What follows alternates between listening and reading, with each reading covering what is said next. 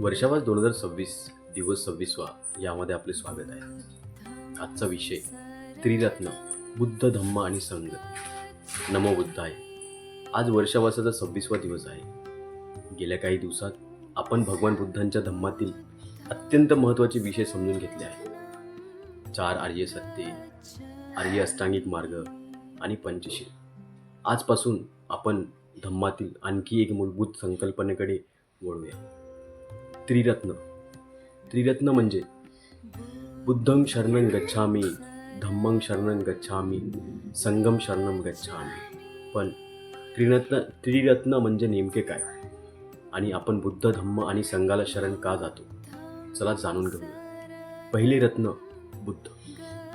बुद्ध म्हणजे जागृत झालेला, ज्यांनी अज्ञानाचा अंधकार दूर करून सत्याचा अनुभव घेतला, ज्यांनी दुःख समजले, त्याचे कारण समजले, दुःखाच्या अंताचा मार्ग जाणला आणि तो मार्ग जगाला दाखवला, ते म्हणजे भगवान बुद्ध. पण बुद्धांना शरण जाणे म्हणजे फक्त बुद्धांची पूजा करणे नाही, त्यांच्या शिकवणीचा अर्थ समजून घेणे आणि त्यांच्या मार्गावर चालण्याचा प्रयत्न करणे ही खरी बुद्ध वंदना आहे.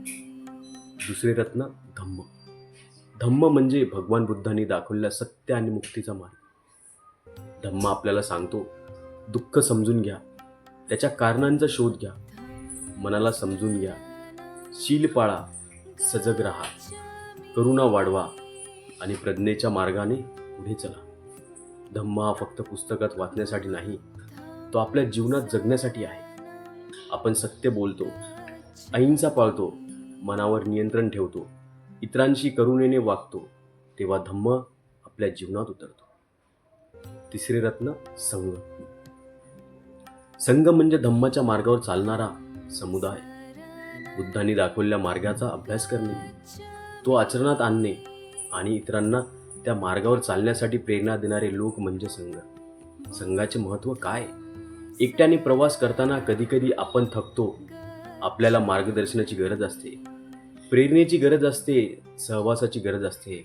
म्हणूनच धम्मावर चांगला सहवास अत्यंत महत्त्वाचा आहे. त्रिरत्न आपल्याला काय शिकवते? बुद्ध आपल्याला दिशा देतात, धम्म आपल्याला मार्ग दाखवतो, संघ आपल्याला त्या मार्गावर टिकून राहण्यासाठी आधार देतो. म्हणून बुद्ध प्रेरणा, धम्म मार्ग, संघ सहप्रवास ही तीनही रत्ने आपल्या जीवनाला योग्य दिशा देऊ शकतात. आज स्वतःला एक प्रश्न विचारा, मी बुद्धाकडून काय शिकत आहे? मी धम्मातील काय आचरणात आणत आहे? आणि माझ्या सहवासातील लोक मला चांगल्या मार्गावर नेत आहेत का? कारण आपण ज्या लोकांच्या सहवासात राहतो त्याचा आपल्या विचारावर, जीवनावर मोठा परिणाम होतो. म्हणूनच चांगला सहवास निवडा, चांगले विचार निवडा, चांगली कृती निवडा आणि बुद्धांच्या धम्माच्या मार्गावर एक पाऊल रोज पुढे टाकत चला. आजचा संकल्प, मी बुद्धांच्या शिकवणीतून प्रेरणा घेईन, धम्म माझ्या जीवनात आचरणात आणीन आणि चांगल्या सहवासातून माझ्या जीवनाला योग्य दिशा देईन. समारोप. बुद्धं शरणं गच्छामि, धम्मं शरणं गच्छामि, संघं शरणं गच्छामि ही केवळ 3 वाक्ये नाही आहेत, तर जागृती, सत्य आणि सदाचाराच्या मार्गावर चालण्याची एक सुंदर प्रतिज्ञा आहे.